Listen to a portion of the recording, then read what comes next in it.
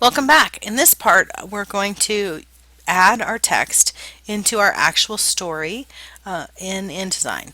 So when we look back at the Master Pages panel, we'll notice that I've added an extra set of master pages. This is the C set, and in this case I have a graphic image and also a text box. And because this book is mostly pictures, the text boxes are a little smaller in this layout. Now, something really important to know about text and flowing in master pages. InDesign will flow your text for you throughout master pages in your document, provided that you have this little button. The way I find this is I'm on my master page A, and if I hover over the box and click on it, I have the text box selected. And up in the corner is this little button, and it says this story is the master's primary text flow. So if I click it, and the button is just a document with no arrows on it, then now text will not flow into this box. InDesign will not automatically fill it if I paste more text than I have or space for. But if I choose that box, click that box, so I now have arrows, InDesign will add pages based on this master until the document is completely flowed into the program. So we're going to go back and look at our document here. We're going to get out of our master pages. Actually, I'm going to we'll look at the other design master pages. So see here I have this is the primary flow. We'll scroll over and look at this one. This is the primary flow. And so both the A and B pages and C pages have that flow. So below the line we can see our actual document. I've added a couple extra pages. We have our page 1. We'll fit that on our screen here. Page 1 is our cover. So we're actually going to put the cover image for our book there. Page 2 would be the inside of the cover, and typically there's not any information there. Page 3 would be our title page, and we'll talk about how to change our page numbers in a little bit.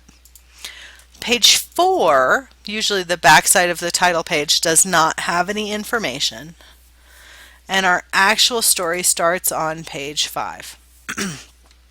So I'm going to go back to the internet, go back to Project Gutenberg real quick, and select my document.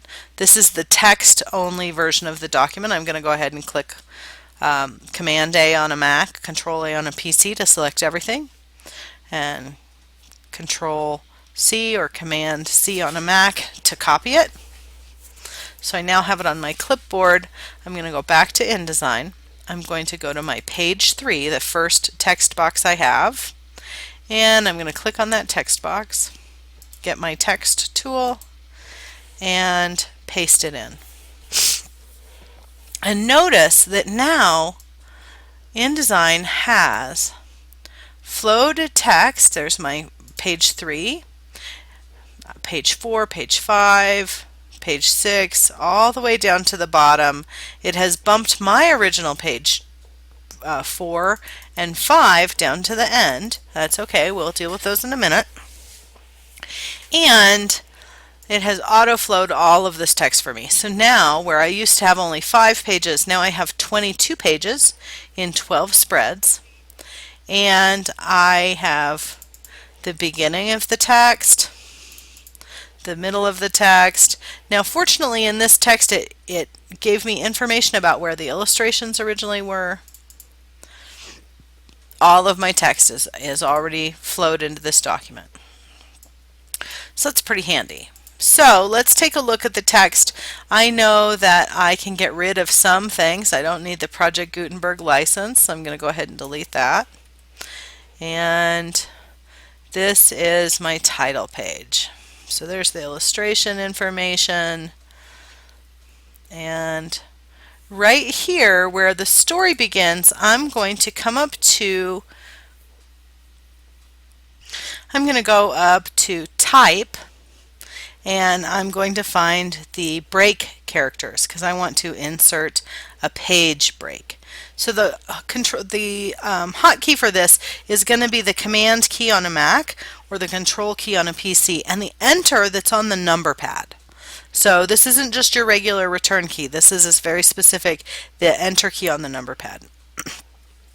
Or you can just grab it off the menu. Insert page break. So that's going to force our story now to go down to the next available frame. So I'm going to go ahead and delete these illustration notes. And you're thinking, okay, Betsy, that's great, but I had all this stuff set up the way I wanted it, and now if I go to the back of my title page, there's text there. Well, that's the beauty of master pages. Yes, I've flowed everything in here, but I can still fix this. So in this case, I'm going to drag well, actually, I'll use the cover. I'm going to use B cover. I'm going to drag that to my page 4. Actually, we'll go to none. And it's going to argue with me a little bit. That's okay. And I'm going to go to my page 5. All I did there was I deleted the text box on page 4. So I removed the master page that was associated with it, and I deleted the text box. Now on page 5, let's say the rest of the document, I really want that C master where I have a box and I have text and I have a bigger picture box and a little bit of text. So I'm going to go ahead and go down to the end of my document first because I know there's a lot of legalese back here that I don't necessarily want in my book. So I'm going to come up and just delete it. We're going to get rid of it. And I'm actually going to zoom in here. I notice on my page thumbnails, I get what's called Greek text. So these are lines of text that give me an idea of what the format looks like, but obviously it's so small I cannot read the actual text. But I can tell that the style of text changes a little bit on page 10. So I'm going to go look at page 10. And yes, just as I suspected, here's the end of the book. We'll zoom in so you can see that better. Here's the end of the book. And this is the beginning of the license. So I'm just going to go ahead and click here. Maybe we'll leave the end in the book. And I'm going to hold down my mouse button and drag down. And as I drag down, InDesign will go page after page to get to the end of the document, and I can hit delete. So now I have on page 10, I have the end of my book, but I still have page 11 and page 12 and all this, page 15. But I'm now down to just the text that I want, just the content in the book. And what I'm going to do, because I really like that other format better, is I'm going to start on page 5 here.